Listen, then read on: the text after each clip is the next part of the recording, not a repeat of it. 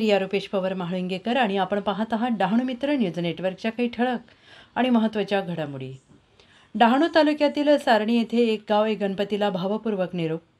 पालघर जिल्ह्यातील डहाणू तालुक्यातील चारोटीजवळ सारणी हे अतिदुर्गम गाव असून तिथे एक गाव एक गणपतीची प्रथा आहे।